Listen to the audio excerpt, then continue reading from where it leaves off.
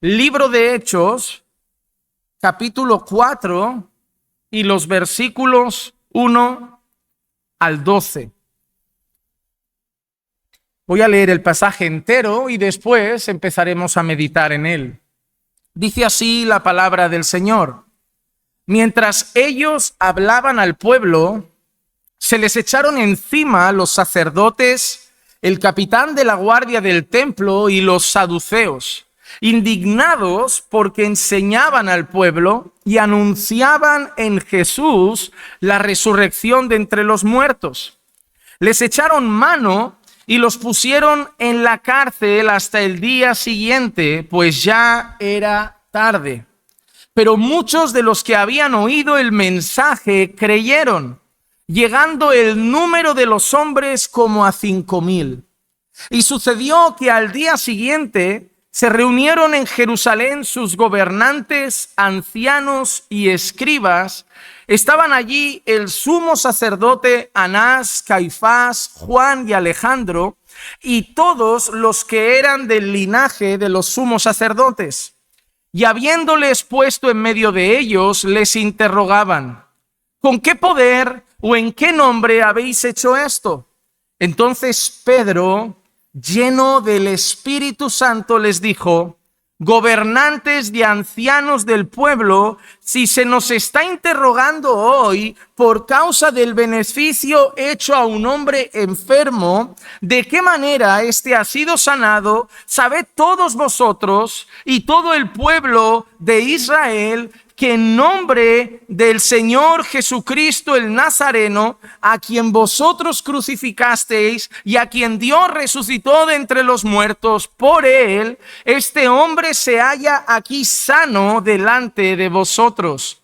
Este Jesús es la piedra desechada por vosotros los constructores, pero que ha venido a ser la piedra angular.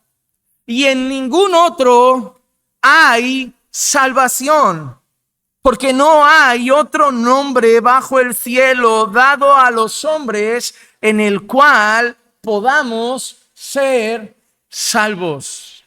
Vamos a orar. Señor, prepara nuestros corazones para recibir tu palabra. Prepara nuestras vidas para dar atención debida a tu palabra. Nada más importa que tu palabra ahora, Señor. Lo más importante para nosotros en este momento, como tu pueblo, Señor, es recibir tu palabra en nuestras vidas. Hemos venido a escucharte. Hemos venido como pueblo a escuchar la voz de nuestro Dios. Y la voz de nuestro Dios está en tu palabra. Por eso, Señor, dispón nuestros oídos. Danos la atención que merece, Señor. Y prepara humildemente nuestro corazón para recibir las Escrituras. Pero también, Señor, te rogamos que nuestros ojos miren a Cristo y que el nombre de Cristo sea exaltado, pues es Él y no hay otro protagonista en este día, pues de Él, por Él y para Él son todas las cosas. Por eso, Señor, que Cristo sea exaltado y que nuevamente podamos recordar, como hemos leído, que en ningún otro hay salvación. Señor, ayúdanos a entender hoy nuevamente nuestra salvación en Cristo y a anunciarla por si hay gente entre nosotros que todavía no es salva. Te lo pido en el nombre de Jesús. Amén, amén y amén. Bueno, hermanos, para podernos poner un poco en contexto, recordando que habíamos tenido nuestra conferencia la semana anterior, lo que habíamos visto era un milagro hecho en el nombre del Señor Jesucristo, un hombre que era paralítico de nacimiento y que era colocado en una puerta de un templo para pedir limosna, le pedía a los discípulos de Jesús alguna moneda y la respuesta que recibe de Pedro era: no tengo oro ni tengo plata, pero lo que tengo te lo doy. En el nombre de Jesús, levanta y anda. Automáticamente ese hombre se pone en pie, ese hombre entra a adorar en el templo y aprovechando que la multitud de las personas estaba asombrada por lo que había sucedido, entonces Pedro se pone a predicar el evangelio. Pedro se pone a aprovechar un momento donde muchos ojos están sobre él y sobre ese hecho para anunciar el mensaje de salvación. Y es entonces y lo vamos a ver hoy, que empieza literalmente en el libro de los Hechos. Es el primer indicio claro que vamos a tener de algo que se va a repetir y que se sigue repitiendo. Es la persecución contra la iglesia de Cristo. Hoy vamos a empezar a ver algo que va a pasar y que sigue pasando. El cómo la iglesia de Cristo es perseguida y el motivo de la persecución de la iglesia de Cristo, ¿cuál será? Así que vamos a empezar a analizar el texto y ver cómo algunas de las personas que escucharon a Pedro predicar después de este milagro reaccionaron. Al principio de todo, lo primero que vamos a ver son los enemigos del evangelio. Los enemigos del evangelio. En Hechos capítulo 4 y el versículo 1 dice así: mientras ellos hablaban al pueblo, se les echaron encima a los sacerdotes, el capitán de la guardia del templo y los saduceos. Ahí vemos ya descritos quiénes son los principales enemigos y los principales adversarios del mensaje del evangelio. Los primeros en levantarse contra la predicación cristiana. Los primeros en levantarse contra el anuncio de Cristo como el único y suficiente Salvador. Y los describe en tres. Los describe en sacerdotes, el capitán de la guardia del templo y los saduceos. Lo primero que vemos es el sacerdocio aquí representado como enemigo del mensaje de Cristo. Vayan conmigo a Levítico capítulo 10, versículos 8 al 11. Levítico capítulo 10, versículos 8 al 11 dice: el Señor habló a Aarón diciendo: no beberéis vino ni licor, tú ni tus hijos contigo, cuando entréis en la tienda de reunión, para que no muráis. Es estatuto perpetuo por todas vuestras generaciones, y para que hagáis distinción entre lo santo y lo profano, entre lo inmundo y lo limpio, y para que enseñéis a los hijos de Israel todos los estatutos que el Señor les ha dicho por medio de Moisés. Todos los estatutos que el Señor les ha dicho por medio de Moisés. El sacerdocio tenía la responsabilidad de instruir al pueblo en la palabra de Dios. El sacerdocio tenía la responsabilidad no solo de en alguna parte mediar entre Dios y el pueblo, sino que tenían el llamado de enseñar, de instruir, de edificar, para que el pueblo, y me gusta mucho esa frase, supiese distinguir entre lo santo y lo profano, entre lo inmundo y lo limpio, para enseñar al pueblo todos los estatutos que el Señor había dado a Moisés. Y amados hermanos, hay una cosa curiosa: cuando nosotros leemos el texto bíblico, cuando leemos sobre todo el Antiguo Testamento, vemos como gran parte de las veces que el Señor juzga a su pueblo, la decadencia del pueblo empieza por el sacerdocio. Es muy raro que veas a Dios corrigiendo, juzgando o castigando al pueblo y veas a Dios diciendo: el pueblo está mal, pero los sacerdotes están bien. El pueblo está mal, pero los sacerdotes están enseñando bien la palabra. Casi siempre vas a ver que la reprimenda más directa, la reprimenda más constante y más fuerte de Dios es para los sacerdotes. Porque cuando los sacerdotes se desviaban, cuando los sacerdotes dejaban de instruir debidamente al pueblo en la palabra de Dios, entonces la corriente era que el pueblo se desviaba detrás.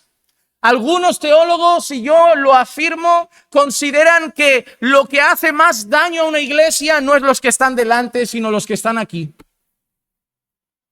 Porque si los que están aquí están firmes, los que están ahí no quieren la verdad, se irán. O se convertirán o se marcharán. Pero si se tuerce el púlpito, lo más común es que se acabe torciendo toda una congregación. Es como cuando en una casa el cabeza de familia está mal. Porque si el cabeza de familia está bien y los hijos están mal, el cabeza de familia puede seguir manteniendo orden en la casa. Pero cuando se tuerce el cabeza de familia, se suele torcer la casa entera. De la misma manera, cuando se torcía en el Antiguo Testamento el sacerdocio, se solía torcer el pueblo. Y mira qué expresión. Eran llamados a saber distinguir, a enseñar para que el pueblo supiera distinguir entre lo santo y lo profano, entre lo limpio y lo inmundo. Oh, hermano, eso no ha cambiado. Sí, no somos sacerdotes, solo hay sumo sacerdote para la iglesia, se llama Cristo Jesús. Pero los pastores siguen teniendo la responsabilidad de enseñar a la iglesia a distinguir entre lo santo y lo profano. Y a mí me apena que uno de los peligros que vivimos en este tiempo es la mundanalidad de la iglesia. ¿Y saben qué? Es algo que hemos hecho mucho énfasis aquí en Caminando por Fe. Y es algo que conforme voy hablando con amigos pastores, sus ojos se están abriendo. Se están dando cuenta que no han enfatizado mucho en eso. Han hablado mucho de las doctrinas de la gracia, han hablado mucho de la gracia de Dios, han hablado mucho de la soberanía de Dios y se han olvidado a enseñar al pueblo que hay una teología escrita, hay una teología teórica, pero hay una teología práctica, que la palabra tiene que tener un impacto en nuestra vida. Que la Biblia entera está llena de mandatos sobre la vida del creyente. Incluso ahora hemos terminado la serie del Sermón del Monte, pero ¿recuerdan las últimas advertencias de Jesús? Camino ancho, puerta ancha, condenación. Y eso hablaba de vida. Eso hablaba no de un mensaje solamente, sino de una vida. De aquellos que viven por un camino espacioso. ¿Recuerdan la última enseñanza que vimos? El hombre sabio, ¿quién era? El que había recibido las palabras de Jesús y las ponía por obra. Y el hombre necio es el que recibía las palabras y no las ponía por obra. ¿Cómo reacciona Jesús a sus discípulos cuando habla de amor? Si me amáis, guardad mis mandamientos. ¿Cómo dice Pablo en Romanos 12 que debemos hacer? Por las misericordias de Dios, entregad vuestros cuerpos como sacrificio vivo, santo y agradable a Dios, que es vuestro culto racional. ¿Cómo habla Pablo de la salvación por gracia en Efesios 2? Somos salvos por gracia, por medio de la fe, para buenas obras, las cuales Dios preparó de antemano para que anduviésemos en ellas. ¿Cómo habla Hebreos también? Seguir la paz con todos y la santidad, sin la cual nadie verá al Señor. Y podemos seguir con Santiago, la fe sin obras es muerta. Podemos seguir. La vida cristiana es eso, es vida cristiana. No es solo teología cristiana, es vida cristiana. La gracia trae una nueva vida. La salvación trae un nuevo corazón, una nueva mente, una nueva manera de vivir, una nueva manera de entender la vida, un nuevo carácter. Y tenemos como pastores una responsabilidad parecida a la que tenían los sacerdotes. Enseñar a la iglesia a saber distinguir entre lo santo y lo profano. Hoy hay iglesias que los jóvenes salen del culto de jóvenes a una discoteca y ¿saben qué dicen? No hay nada de malo. Solo van a bailar y a pasarlo bien. No hay nada, ya no hay distinción entre lo santo y lo profano. Cuidado, porque una característica de los falsos maestros no es que no iban a predicar gracia, es que iban a convertir la gracia en libertinaje. Cuidado, porque hablamos mucho del legalismo y es un gran peligro, pero el libertinaje es otro. Y en medio de todo está el pueblo de Dios con una palabra maravillosa que se llama santidad. Santidad. Algo que Dios siempre ha demandado de su pueblo. Y el sacerdocio debía instruir al pueblo a vivir en santidad, a saber separar lo santo y lo profano, lo limpio de lo inmundo. Pero no lo hacían. El sacerdocio en aquel tiempo se había alejado. Sus intereses personales estaban por encima de los intereses de Dios. Sus intereses económicos estaban por encima de los intereses de Dios. Ponían normas que les interesaban, se aprovechaban de las viudas, se aprovechaban de personas, utilizaban su cargo para sacar beneficio. Eso sí, cuando escuchaban predicar a Cristo se llenaban de rabia, de ira y se iban contra él. La segunda cosa que leemos en cuanto a la persecución es el guardián del templo o la guardia del templo. Lean conmigo Lucas capítulo 22 y los versículos 3 y 4. Lucas capítulo 22 y los versículos 3 y 4. Dice así: entonces Satanás entró en Judas, llamado Iscariote, que pertenecía al número de los 12, y él fue y discutió con los principales sacerdotes. ¿Y con quién más? y con los oficiales sobre cómo se lo entregaría. En la entrega de Jesús, en la traición de Judas sobre Jesús, con quien Judas habló, es con los sacerdotes y con la guardia del templo. La guardia del templo era como una policía especial. Era como una policía únicamente de las instalaciones del templo y de los sacerdotes. ¿Saben a quién me recuerda mucho? A la guardia del Vaticano. No sé si lo han visto alguna vez. ¿Ven que en el Vaticano tiene su propia policía? Yo creo que lo deben haber sacado de esto.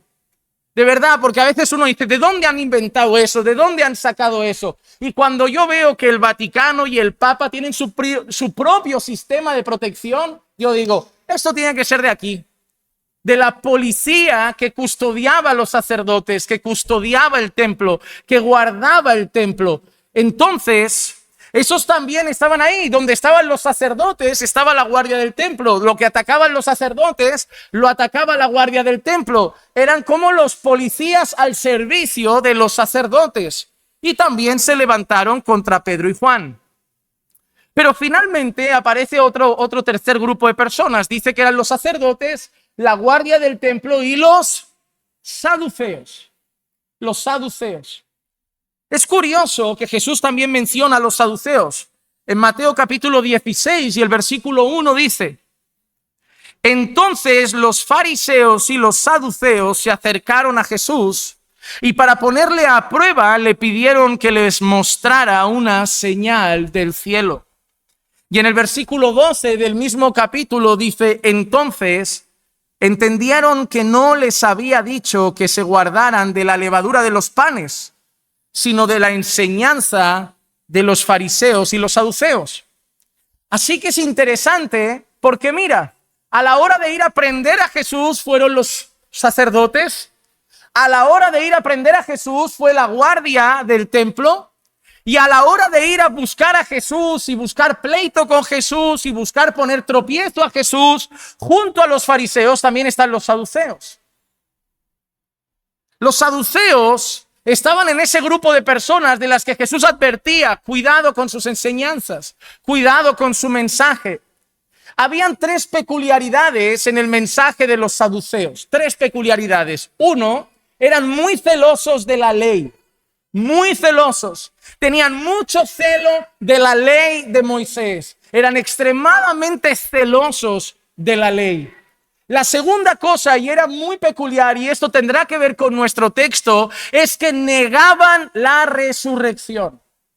Los saduceos estaban en contra del mensaje de la resurrección. Negaban la resurrección.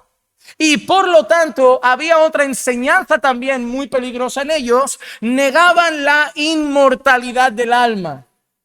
Negaban la inmortalidad del alma. Así que eran por un lado celosos de la ley de Moisés, pero por otro lado negaban dos cosas fundamentales: que el alma era eterna y por otro lado la resurrección de los muertos. Pero lo curioso aquí es que las mismas personas que odiaron a Jesús, que las mismas personas que persiguieron a Jesús, odiaron y persiguieron a sus discípulos. ¿Cómo nosotros vamos a esperar algo diferente? ¿Cómo nosotros vamos a esperar algo diferente? Si odiaron a Jesús, si aborrecieron a Jesús y aborrecieron a Pedro y aborrecieron a Juan y aborrecieron a Pablo y aborrecieron a Policarpo y aborrecieron a otros mártires, ¿cómo no nos aborrecerán a nosotros? Antes de seguir con el mensaje, yo quiero dejar una pregunta en sus corazones, una sola. Y yo no quiero decir mi opinión al respecto, pero me gustaría que sean honestos con esta pregunta. La pregunta es así: si odiaron a Jesús por su mensaje, si odiaron a los apóstoles por su mensaje, si odiaron a los primeros discípulos por su mensaje, ¿por qué no nos odian a nosotros? Esa es mi pregunta. ¿Por qué la iglesia de hoy encaja tan bien en el mundo? ¿Por qué la iglesia de hoy no tiene oposición en la mayoría de sitios? ¿Por qué los cristianos de hoy se llevan tan bien con los mundanos? ¿Por qué los cristianos de hoy se llevan tan bien con otras religiones? ¿Por qué los cristianos de hoy se llevan tan bien con nuestros políticos? ¿Por qué los cristianos de hoy encajan tan bien en nuestra sociedad? Eso sí, todo en nombre del amor. Todo en nombre de hay que amar como Jesús, hay que amar como Jesús, hay que amar como Jesús. Y mi pregunta es, ¿no habremos entendido mal ese amor? Porque sí, Jesús amó, pero fue odiado. Pablo amó, pero fue odiado. Pedro amó, pero fue odiado. Policarpo amó, pero fue odiado. Otros hombres a lo largo de la historia amaron y fueron odiados. Y mi pregunta es, ¿por qué nosotros somos colegas? Hay algo que ronda en mi cabeza. Y mi pregunta, la que tengo en mente y la quiero dejar en sus corazones es, ¿será que el mundo se ha vuelto más creyente y por eso nos tolera? ¿O será que la iglesia se ha vuelto menos luz y por eso no molesta? Y esa es la pregunta que ronda mi mente. ¿Será que el mundo se ha vuelto más cristiano y por eso ahora el mensaje y nuestra vida y nuestros valores no les incomodan? ¿O será que la iglesia esconde más su luz? Porque la luz no se pone bajo un almud, sino en lo alto de la casa, en lo alto del candelero para alumbrar a toda la ciudad. Y mi pregunta que está en mi mente dándome golpes últimamente ¿es el mundo el que se ha vuelto más cristiano o es que la iglesia se ha vuelto más mundana? Y al mundo ya no le choca la iglesia. Es como, están bien ahí, no molestan. Qué raro. Porque una frase que golpea mi cabeza leyendo Hechos es, los que perturban Jerusalén han llegado aquí. ¿Saben cómo llamaban a los creyentes? Perturbadores. Decían, están perturbando nuestra sociedad, están perturbando nuestros valores, están perturbando nuestros barrios. Y hoy me pregunto, ¿qué tanto estamos perturbando? ¿Qué tanto estamos perturbando? ¿O será que nos da tanto miedo el conflicto, el rechazo, el que no me quieran, el no tener un amiguito que prefiero callar para no incomodar? Algo que vamos a ver a lo largo del libro de Hechos es que los discípulos de Jesús les preocupaba poco tener amigos en este mundo. Querían vivir para la gloria de Dios. Y hubieron cárceles y prisiones y persecución y no les importó. Y saben que veremos que eran respaldados en medio de eso por el Señor. Eran respaldados. Ahora, ¿cuál es el motivo de la enemistad? ¿Por qué sacerdotes, la guardia y saduceos se levantan contra ellos? Bueno, Hechos capítulo 4 y el versículo 2 lo dice.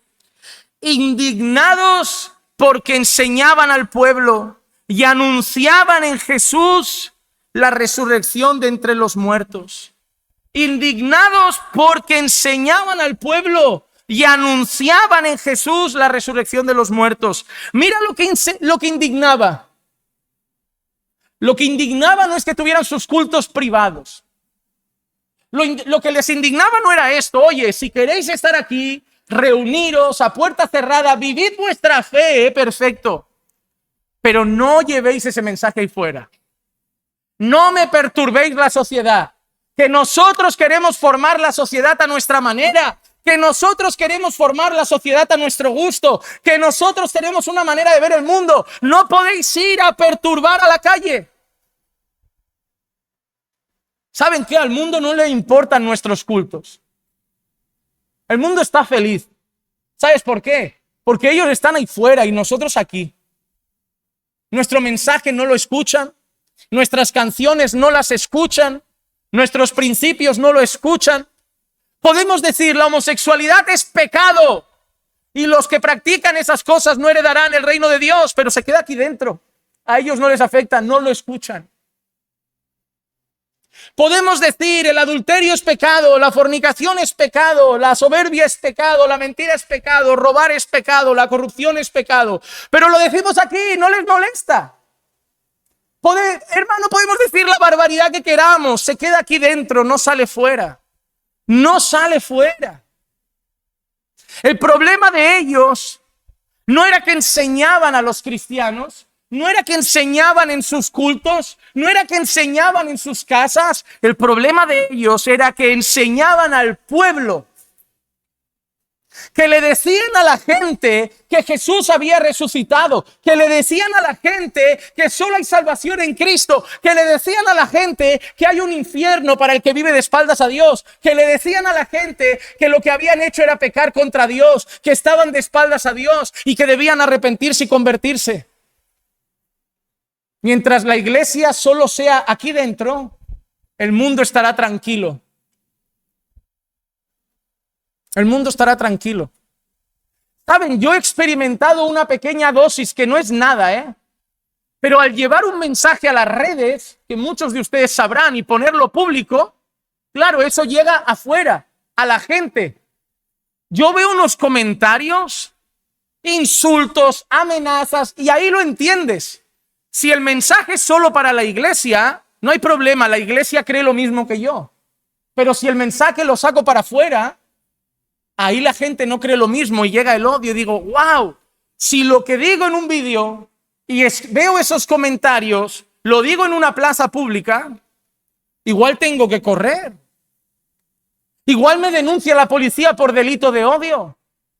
Igual me denuncia la policía por hablar contra un grupo discriminado.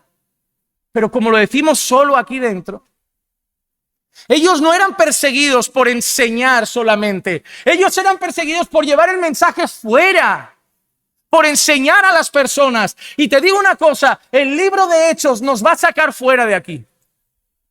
El libro de Hechos nos va a sacar fuera de aquí, porque vamos a ver una iglesia muy viva fuera. Y que solamente se reunían para equiparse, entrenarse y salir a la misión. El libro de Hechos nos va a hacer cuestionar cómo vivimos nuestra fe, cómo llevamos a cabo la gran comisión. El otro día hablaba con un hermano sobre el crecimiento de la iglesia y le digo, ¿te has dado cuenta cómo creció la iglesia en el año pasado y el anterior? Sí, pero ¿no te has dado cuenta del modo? El porcentaje más elevado de personas llegaron a través de conocer un vídeo en internet. Yo vi un vídeo, yo conocí en internet y vine. Yo vi un vídeo, yo conocí en internet y vine. Y por un lado hay alegría que dices tú, oye, aunque a muchos no les guste, eso sirve. Pero me venía una tristeza. ¿A cuántos hemos traído nosotros? Porque internet ha traído a muchos, pero te hago una pregunta, ¿a cuántos has traído tú? ¿A cuántos has hablado esta semana? ¿A cuántos has predicado este mes? ¿A cuántos has hecho algo para traer? Ese es el problema. Vivimos nuestra fe aquí y discutimos de teología, de la iglesia más bíblica. Y esto, ¡oh, qué dolor me da! Lo tuve que escribir el otro día. Yo decía, queremos sermones cristocéntricos, alabanzas cristocéntricas, una iglesia cristocéntrica y nuestra vida no muestra a Cristo. ¿Por qué tanto celo de que aquí todo sea tan cristocéntrico? Y estoy de acuerdo. Pero si ahí fuera no está Cristo en el centro de tu vida, ¿de qué vale? ¿De qué vale? ¿De qué vale tanto celo para nuestro culto? Si el culto sigue ahí, no acaba, El culto sigue. Sigue en tu casa, sigue en tu trabajo, sigue en tu vecindario, sigue con tus conocidos. Ahí sigue el culto, amado hermano. Este libro me desafía. A mí el primero, A mí el primero, porque es muy fácil predicar en el púlpito. Todos me quieren escuchar. Todos quieren escuchar el mensaje. A mí también me desafía como, sal a la calle, súbete a un banco. Alza tu voz, habla y que pase lo que tenga que pasar. Pero la misión sigue ahí fuera, no se queda aquí dentro.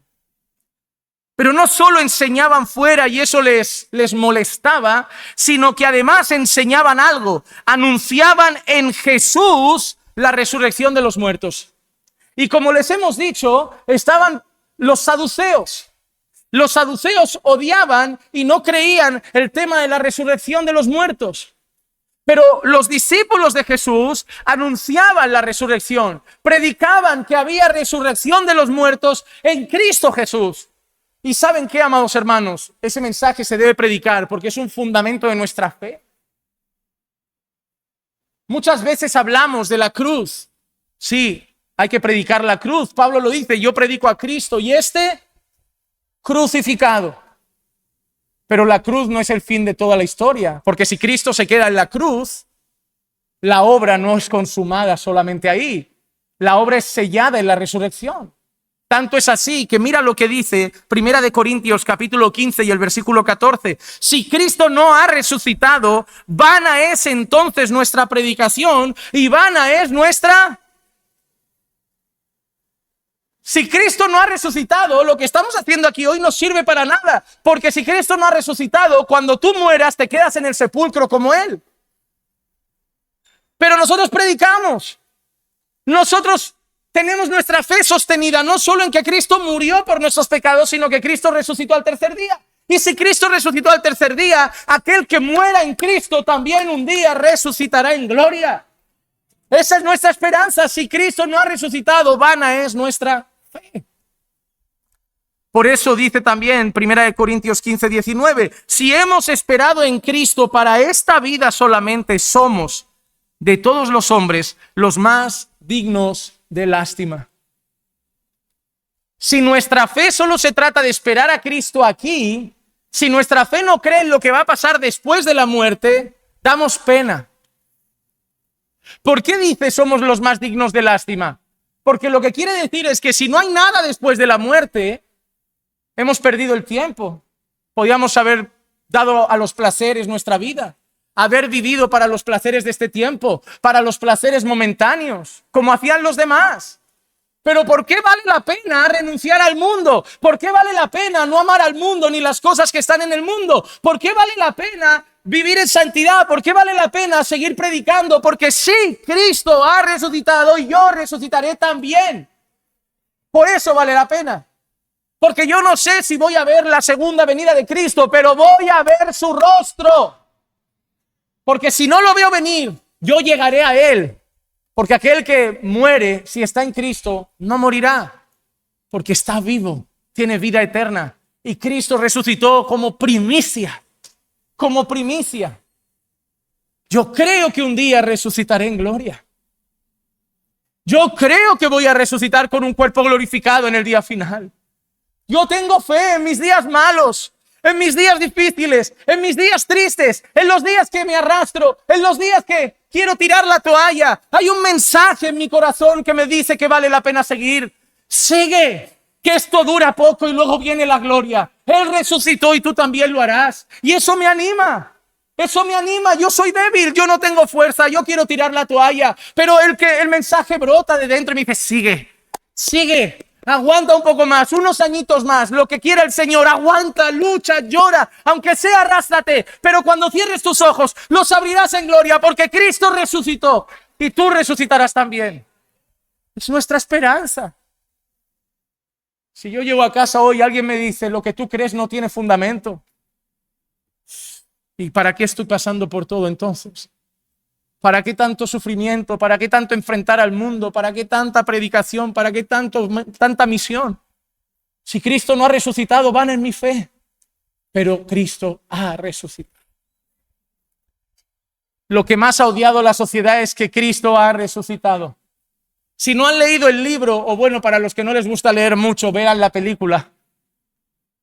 Si no han leído el libro, vean la película, El caso de Cristo. Es la historia de Lee Strobel, un hombre ateo cuya mujer tuvo un pasado en la iglesia, pero se enamoró de él, se casaron, ella se alejó de los caminos del Señor y por un suceso en el que su hija casi se ahoga, la mujer acaba yendo otra vez a la iglesia, la mujer se bautiza, la mujer afirma sus pasos en Cristo y él está lleno de rabia y dice, no, me están robando a mi mujer, me están robando a mi esposa. Y un amigo de él, ateo, le dice, ¿sabes qué? Todo lo que cree esta gente lo basa en la resurrección de Jesús. Si tú pruebas que Jesús no murió en aquella cruz, simplemente que se desmayó o que se llevaron el cuerpo o algo, ya está, tiras abajo el cristianismo entero. Entonces él, que era muy soberbio y arrogante, dice, voy a investigar, voy a hablar con médicos, abogados, voy a hablar con un montón de gente y le voy a probar a mi mujer que Cristo no murió y no resucitó. Y entonces mi mujer saldrá de esa secta. Ya les he contado la película, ¿no? Siempre hago lo mismo. Les digo, véanla y yo te la cuento, ya con qué ánimo la van a ver. Bueno, pues total, como ya le ha contado, él acaba creyendo, o sea, él acaba bien. En esa investigación va con médicos, no va con creyentes, no va con curas, no va con pastores, va con médicos, con abogados, con historiadores. Y todos le dicen, lo siento, nos encantaría decirte que no resucitó, pero no podemos. Y él acaba teniendo una experiencia maravillosa con el Señor y acaba siendo bautizado y ahora da conferencias por el mundo, especialmente dedicado a hablar a los ateos, como él fue un día. Les recomiendo un libro muy bonito, cómo predicar a los ateos que tanto amo. Es muy bonito ese libro, muy bonito. El problema era con la resurrección, porque si Cristo había resucitado, Cristo era el Mesías. Si Cristo había resucitado, Cristo era el Señor. Y si Cristo había resucitado, habían crucificado al Mesías, habían crucificado al Señor. Si Cristo ha resucitado, hay que creer en Él. Si Cristo ha resucitado, hay que poner nuestra fe en Él. Si Cristo ha resucitado, hay que rendirse a Él. Por eso la resurrección era un problema para ellos. ¿Y cómo sigue entonces esto? Después de que ellos se llenan de odio, ¿qué paso dan? En el versículo 3 del capítulo 4 leemos lo siguiente. Les echaron mano y los pusieron en la cárcel hasta el día siguiente, pues ya era tarde. Así que deciden ¿qué? Llevarlos a la prisión. Pero lo que más me gusta es que todo esto no pilla por sorpresa a los discípulos. Porque Jesús nunca fue un predicador motivacional.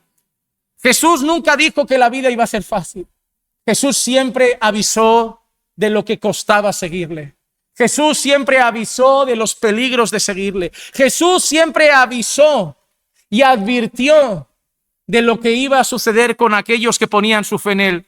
En Mateo capítulo 10, versículo 17, Jesús dice a sus discípulos, pero cuidaos de los hombres, porque os entregarán en los tribunales y os azotarán en sus sinagogas. Mira, cuidaos de los hombres. Os entregarán a los tribunales y os azotarán en sus sinagogas. El Señor Jesús había advertido a sus discípulos. Y me vuelvo a hacer la misma pregunta, iglesia. Ese mensaje no es para nosotros, es solo para los apóstoles. El mensaje de la persecución no es para nosotros, pero es raro. Es raro porque el propio apóstol Pablo dice cosas como, porque no se os ha dado solo el creer en Él, sino el sufrir por Él. Porque la Biblia avisa y seréis odiados de todos por causa de mi nombre. Todos los mensajes a los discípulos de Jesús eran advertencias de lo que vendría por creer en Él y en predicar su nombre.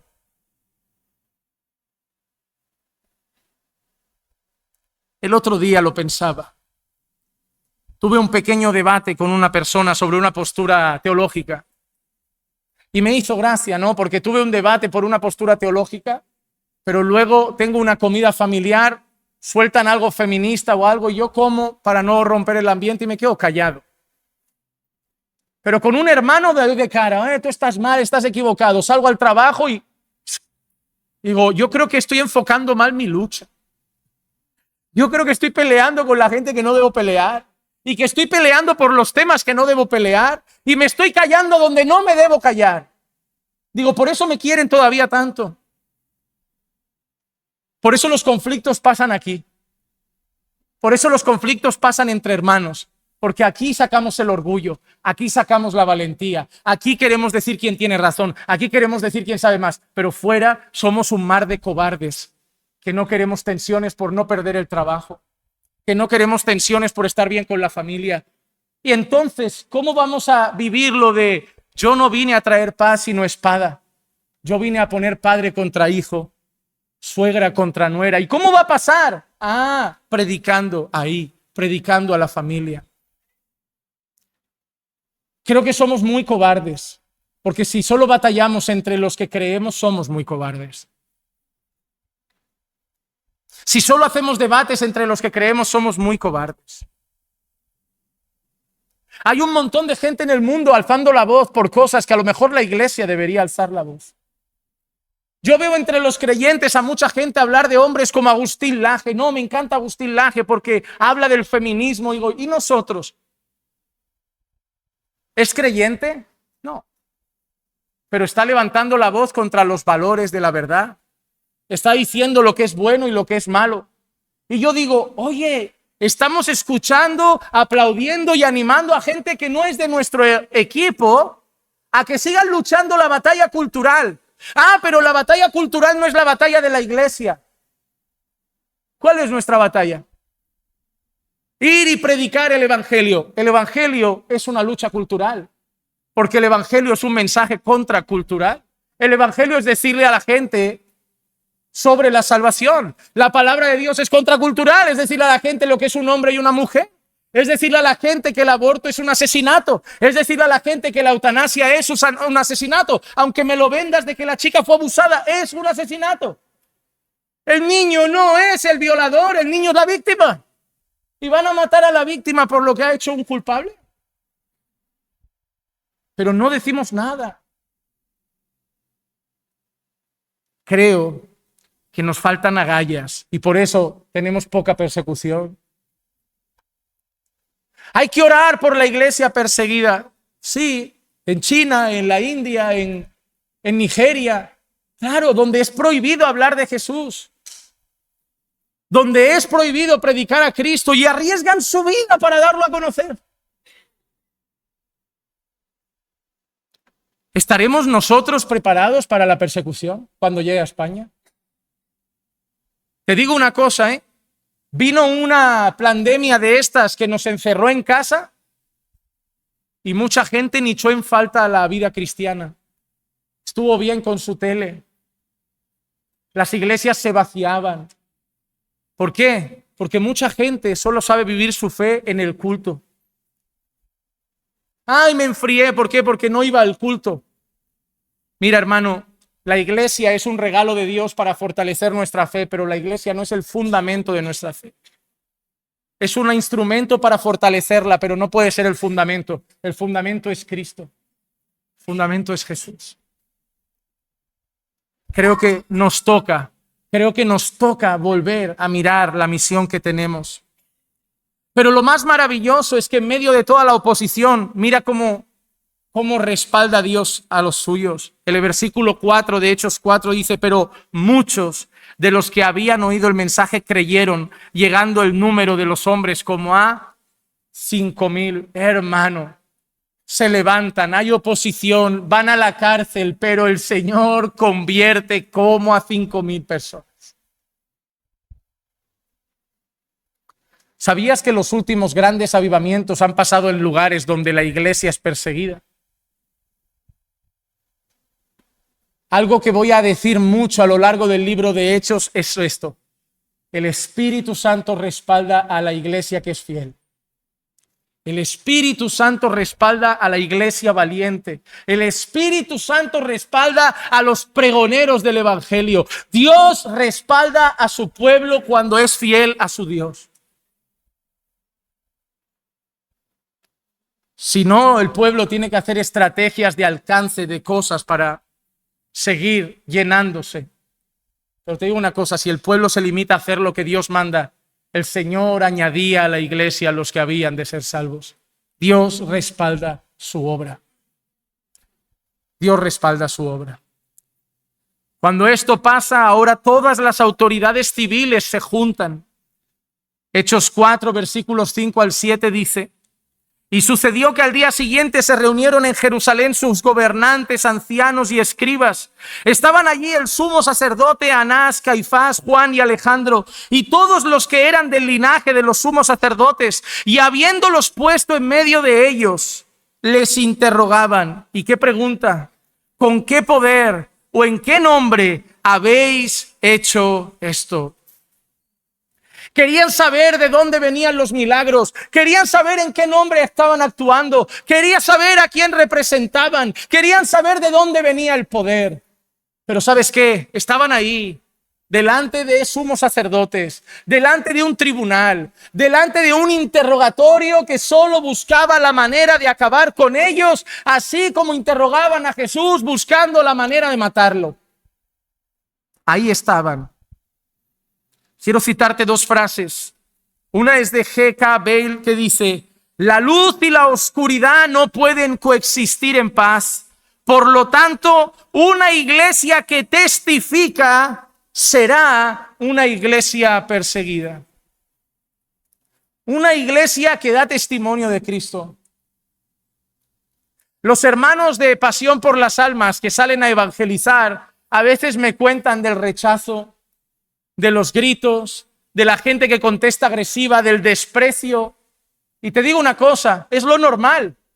¿Quién vive el desprecio? ¿Quién vive el rechazo? Los hermanos de la iglesia que salen fuera a testificar. Aquí no. Aquí no. Pero te has dado cuenta, los que salen fuera a testificar, no todos los días o todo momento, pero son rechazados, son aborrecidos, les hablan con faltas de respeto y siguen testificando. Porque aquí dentro, ¿qué rechazo vamos a recibir si todos amamos al Señor, cantamos al Señor y creemos en el Señor? Una iglesia que sale fuera a dar testimonio de Cristo será perseguida. Y la otra frase de Matthew Henry dice: los seguidores de Cristo no pueden esperar en el mundo un trato mejor que el que recibió su maestro. Mira, amado hermano, no podemos esperar en el mundo un trato mejor que el que recibió nuestro Señor Jesucristo. No podemos esperar un trato mejor. ¿Por qué, si el mensaje era un mensaje de amor, por qué, si el mensaje era un mensaje de misericordia, lo mataron, lo crucificaron? Fueron los religiosos, fueron los fariseos. Pero ¿quién estaba gritando crucifícale? No eran solo ellos, eran todas las personas, era todo el mundo. Jesús mismo dice: el mundo me odia porque yo doy testimonio de sus malas obras. ¿Por qué odiaron a Jesús? Porque daba testimonio de sus malas obras. ¿Recuerdan Génesis 37? ¿Por qué odiaron a José sus hermanos? Porque le contaba a su padre lo malo que hacían sus hermanos. Jesús fue odiado porque vino con la luz y el mundo amaba más las tinieblas. Si tú vas a la universidad y no dices nada, todo está bien. Pero si tú vas a la universidad y le dices a un profesor que se equivoca, que no venimos del mono, o le dices a un compañero que la fornicación es pecado, o le dices a un compañero esto o aquello, ¿sabes qué? Empezará la oposición. Si tú vas a tu trabajo y le dices a tu compañero que mira a una mujer, que eso está mal, que él es casado y que eso no debe hacerlo, y si le dices a un compañero que ese tipo de vídeos no lo debe ver, y si le dices a un compañero que hablar mal del jefe está feo, que todo eso es pecado, que necesita arrepentirse y poner su fe en Jesús, te van a odiar en el trabajo. Pero la iglesia de hoy vive más como cada uno con lo suyo, que yo no quiero problemas, ¿verdad? Si tú no das testimonio de lo que la gente hace mal, todo estará bien.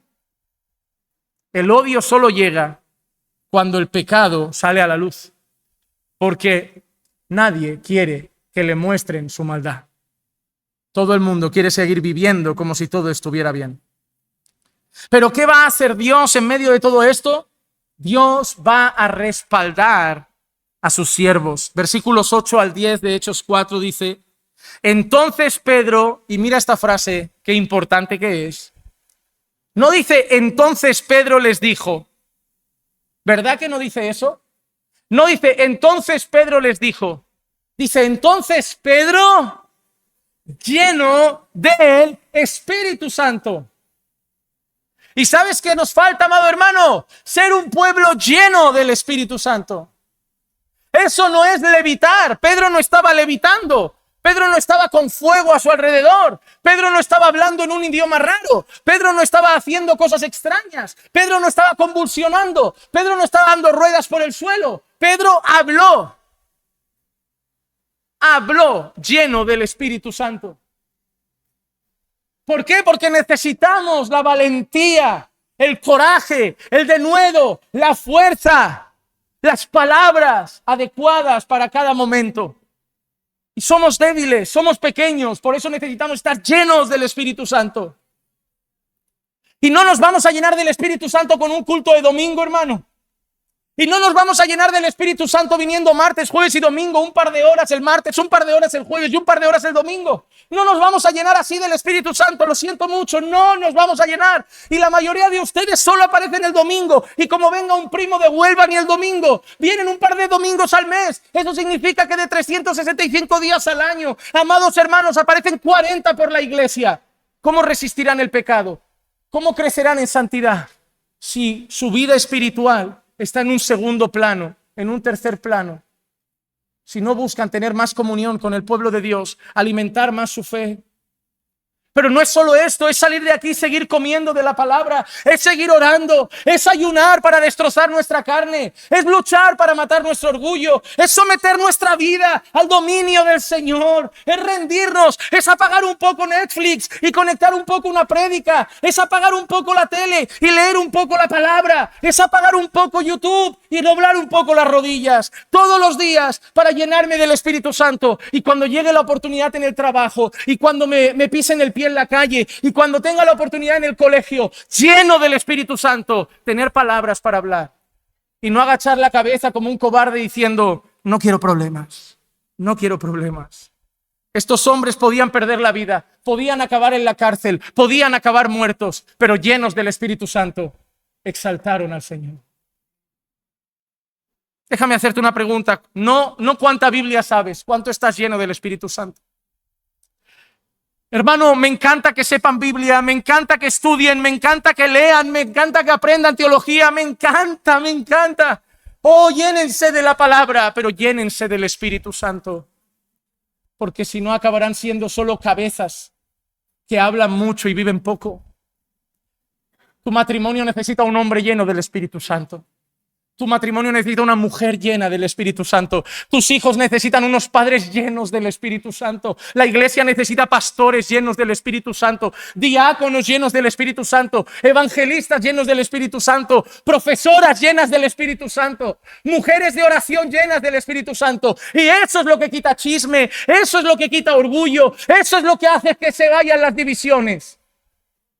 Cuando estamos llenos del Espíritu Santo, el pecado mengua. La humildad crece, el fruto aparece, la iglesia avanza y Dios la respalda. Esto no es pentecostalismo, esto es cristianismo. Esto no es pentecostalismo, ¿eh? Que nadie diga, se nos volvió el Juan Manuel nuevamente pentecostal. No. Llenarse del Espíritu Santo no lo dije yo, lo dijo Pablo. No os embriaguéis con vino en lo cual hay disolución, sino sed llenos del Espíritu Santo. Pedro habló lleno del Espíritu Santo. Esto no son manifestaciones extrañas. Esto es un carácter y un corazón rendido a Dios. Hombres llenos de palabra. ¿Cuánta falta hacen padres llenos del Espíritu Santo? Hermanos llenos del Espíritu Santo. Si una hermana te dice, ¿viste lo de la hermanita? Oh, hermana, llénate del Espíritu Santo. Si un hermano te dice, oh, no, mira tú, lo del pastor no me parece. Llénate del Espíritu Santo, hermano. Llénate, porque cuando rindas tu corazón, igual tus conversaciones cambian, tus opiniones cambian. Igual dejas de ver lo que falta y empiezas a hacer tú por ayudar. Igual empiezas a ser de los que suman y no de los que ponen una piedra en el camino. Hermano, tenemos tanto que hacer, tanto que cambiar, tanto que servir, tanto que ofrecer, tanta obra, tanta misión, que debemos llenarnos del Espíritu Santo para que nuestra vida se rinda al Señor. Pedro, lleno del Espíritu Santo, les dijo, gobernantes y ancianos del pueblo, si se nos está interrogando hoy por causa del beneficio hecho a un hombre enfermo, de qué manera éste ha sido sanado, sabed todos vosotros y todo el pueblo de Israel que en el nombre de Jesucristo el Nazareno, a quien vosotros crucificasteis y a quien Dios resucitó de entre los muertos. ¿Por qué los odiaban? ¿Por qué mensaje? Enseñar al pueblo sobre la... Y en medio del interrogatorio que dicen, a quien Dios resucitó. Lo que ellos odiaban lo vuelven a poner delante. Lo siento mucho, pero tenemos que seguir diciendo, Cristo ha resucitado. Oye, pero te están interrogando, bájale el tono, evita la resurrección, di Cristo vino en su nombre. No, a quien vosotros habéis matado y a quien Dios ha resucitado de entre los muertos. Eso es solo alguien lleno del Espíritu Santo. Porque en ese momento nos viene la astucia de voy a suavizar para salirme por la puerta que no quiero. Ellos no. Lo habéis matado y es el Señor. Encima los apuntan en el interrogatorio y dicen, sois culpables. Eso enfurece más, pero están llenos del Espíritu Santo. Dice, sabed todos vosotros y todo el pueblo de Israel que en el nombre de Jesucristo el Nazareno, a quien vosotros crucificasteis y quien Dios resucitó entre los muertos por él, este hombre se halla aquí sano delante de vosotros. Pero ¿saben qué? Este es el reflejo de lo que les he dicho antes. Dios respalda a su iglesia. Dios no nos ha dado un espíritu de cobardía, de amor, de poder y de dominio propio, pero de cobardía no. De cobardía no. Y Jesús les avisó que cuando llegara ese momento estuvieran tranquilos porque Dios los respaldaría. Mira el capítulo 10 de Mateo, versículo 19 y 20 dice, pero cuando os entreguen, no os preocupéis de cómo o qué hablaréis, porque a esa hora se os dará lo que habréis de hablar, porque no sois vosotros los que habláis, sino el Espíritu de vuestro Padre que habla en vosotros. Mira que ha dicho el Señor Jesús, cuando os entreguen tranquilos, se os dará palabra. Porque no seréis vosotros, será el Espíritu de Dios quien hablará. Y mira qué le pasó a Pedro. Fueron entregados y en el momento, llenos del Espíritu Santo, hablan la palabra de Dios. Están en un tribunal y hay dos opciones. ¿Nos defendemos o anunciamos el nombre que es sobre todo nombre? ¿Cuál optarías tú? ¿Me defiendo, salgo y ahí sigo predicando? O aquí mismo en el tribunal y a todas las autoridades, ellos también tienen que saber que Cristo es el Señor. El fin de todo discurso es Cristo. El fin de todo discurso es Cristo. Hechos capítulo 4, versículos 11 y 12 para terminar. Este Jesús es la piedra desechada por vosotros los constructores, pero que ha venido a ser piedra angular. Y dice, y en ningún otro hay salvación, porque no hay otro nombre dado a los hombres bajo el cielo en el cual podamos ser salvos. Primero, ¿sabes quién estaba delante de ellos? Autoridades religiosas. Conocen la palabra, conocen la ley, y por eso Pedro utiliza esa expresión. Jesús es la piedra desechada, pero que vino a ser la piedra angular. ¿Sabes lo que le está diciendo Pedro? Lee conmigo Isaías 28, 16. Por tanto, así dice el Señor Dios, he aquí pongo por fundamento en Sión una piedra probada, angular, preciosa, fundamental, bien colocada.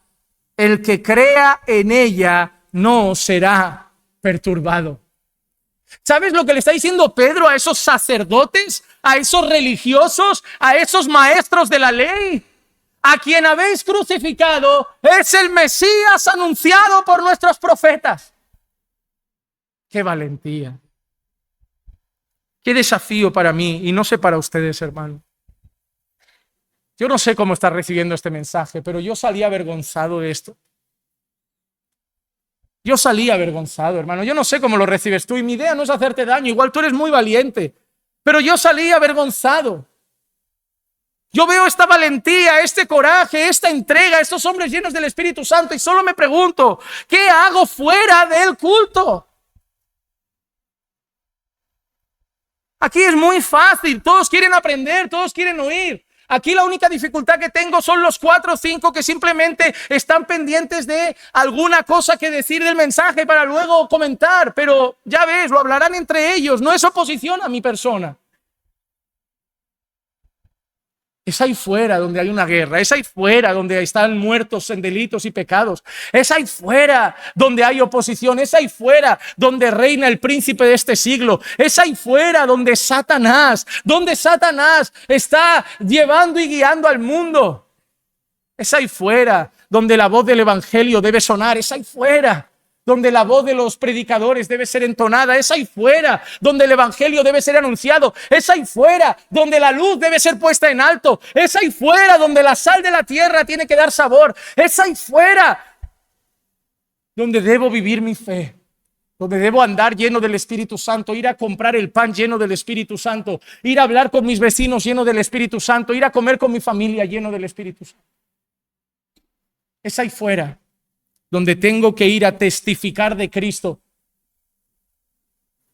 Pero recibiréis poder cuando haya venido sobre vosotros el Espíritu Santo. Y me seréis testigos en Jerusalén, en Judea, en Samaria y hasta los confines de la tierra. Oh Señor, no llego ni a mi barrio, me voy a ir a los confines de la tierra. Algunos por aquí quieren ser misioneros y no salen ni de Cornellá, hermano.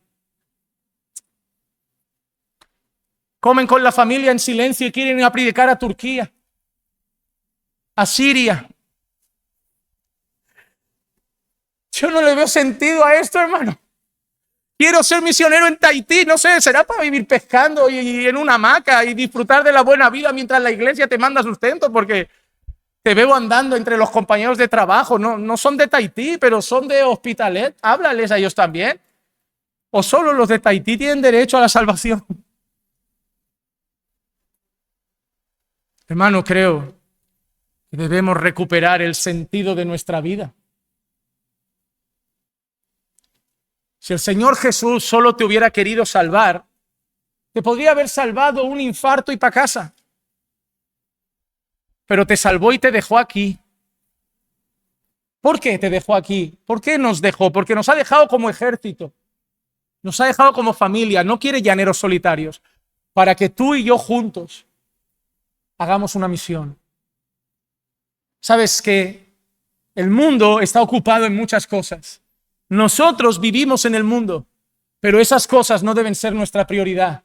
Nuestra prioridad es que somos de Cristo. Tenemos una misión hasta que partamos a la gloria. Dar testimonio de Jesús a toda criatura.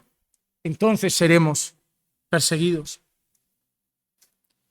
Pedro anuncia que Jesús es el Mesías, citando al profeta Isaías, hablando que el que crea en él no sería perturbado, es decir, que solo en él hay salvación. Y esto es lo que dice, y en ningún otro hay salvación, porque no hay otro nombre dado a los hombres bajo el cielo en que podamos ser salvos.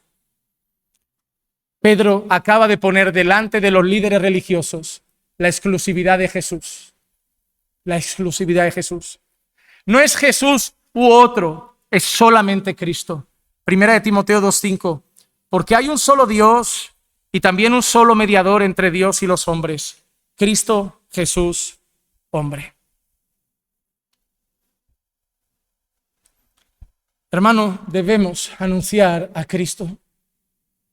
Debemos predicar a Cristo. Debemos salir al trabajo y decir que no hay otro en el que puedan ser salvos. ¿Sabes qué significa? Que sin Cristo se van al infierno. Hay que decírselo.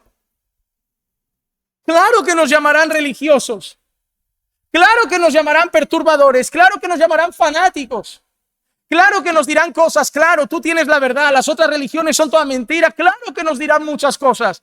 Pero tendremos que seguir diciéndolo. No hay otro nombre. Ah, pero yo soy musulmán, al infierno. Yo soy judío, no creo en Cristo, al infierno. No, yo creo en Cristo y mis buenas obras, al infierno. Yo creo en Buda, al infierno. Yo soy hinduista, al infierno. Solo en Cristo hay salvación. Ahí serás odiado ¿por quién? ¿Por los musulmanes? ¿Por los judíos? ¿Por los testigos de Jehová? ¿Por los mormones? ¿Por los ateos? ¿Por todos los que no vivan solamente en Cristo? Necesitamos una iglesia llena del Espíritu Santo, que dé a conocer el Evangelio. No una iglesia que venga a la iglesia a buscar motivos para que estemos incómodos aquí. Mírame, la vida difícil está ahí. Aquí debemos ayudarnos. Aquí debemos fortalecernos. Aquí debemos animarnos. Aquí debemos apoyarnos para salir fuera y enfrentar la guerra. Porque cuando vivamos el Evangelio fuera, Vendremos con conflictos del trabajo, con la familia, y querré llegar a la iglesia y encontrar en mis hermanos apoyo. Hermano, la batalla la tenemos fuera, aquí no. Este es el ejército de Cristo. Aquí debemos armarnos de fuerza, apoyarnos unos a otros, capacitarnos, alentarnos, exhortarnos, animarnos para ir afuera y decir que fuera de Cristo no hay salvación. Como Filipenses 2:9 al 11 nos enseña, por lo cual Dios lo exaltó hasta lo sumo y le confirió el nombre que es sobre todo nombre, para que al nombre de Jesús toda rodilla se doble, de los que están en el cielo y en la tierra y debajo de la tierra, y toda lengua confiese que Jesucristo es el Señor, para gloria de Dios Padre. Hermano, llénate del Espíritu Santo. Ve al colegio lleno del Espíritu Santo, ve a la universidad lleno del Espíritu Santo, ve al trabajo lleno del Espíritu Santo. Ve por la calle lleno del Espíritu Santo, ve en el tránsito lleno del Espíritu Santo, camina entre tus vecinos lleno del Espíritu Santo. Reúnete con tus hermanos. ¿Sabes para qué? Para juntos llenaros del Espíritu Santo. Ven a los cultos más temprano, abraza 4 o 5, ponte a orar para juntos llenaros del Espíritu Santo. Necesitamos una iglesia llena del Espíritu Santo, que cuando seamos puestos delante de las autoridades, y algunos lo serán, o algunos lo seremos, la iglesia no esté diciendo, mira, les pasó por torpes, por bocazas, por imprudentes. No, para que la iglesia ore diciendo, Señor, respáldalos ahora, en medio del tribunal, porque están ahí no por decir mentiras, están ahí por decir que solo en Cristo hay salvación, por llamar al pecado por su nombre, por llamar a lo bueno bueno y a lo malo malo. Así que respáldalos para que ahí en medio del tribunal, cuando le digan, ¿te arrepientes de haber dicho esto?, le digan, no. El pecado lleva a los hombres al infierno y solo en Cristo hay salvación. Sigo diciéndole al mundo, arrepentíos de vuestra vana manera de vivir y id a Cristo para salvación. Y si hay que pagar multa, la pagaremos. Si hay que ir a prisión, iremos. Necesitamos una iglesia llena del Espíritu Santo que salga a proclamar que Cristo es el único camino al Padre, que solo en Cristo hay salvación. Oremos. Señor, te damos gracias por tu palabra que un día más nos desafía, nos exhorta, nos anima, nos corrige. Tu palabra que un día más, Señor, nos hace ponernos delante del espejo, nos hace preguntarnos cómo estamos viviendo nuestra fe y que nos recuerda, Señor, que si nos rendimos a ti, que si buscamos llenarnos del Espíritu Santo, Señor, nos recuerda, Señor, que seremos respaldados por ti. Señor, danos valentía para hablar de Cristo, confiando que tú pondrás palabras en nuestra boca, que tú guiarás nuestros corazones y nos ayudarás a testificar nuestra fe. Ayúdanos, Señor, a que cada uno de nosotros recibamos este mensaje, no mirando al mensajero, sino mirando tu palabra, Señor. Señor, permite que nadie se enfade hoy con el mensajero. Permite que cada uno mire el mensaje y ya está. Y que nos examinemos cada uno a nosotros mismos y nos preguntemos cómo estamos viviendo nuestra fe. Ayúdanos como iglesia a apoyarnos, animarnos, alentarnos unos a otros para juntos llenarnos del Espíritu Santo cada día más, Señor. Y ser una iglesia que camina, obra y hace la misión llena del Espíritu Santo. Te lo pido en el nombre de Jesús. Amén.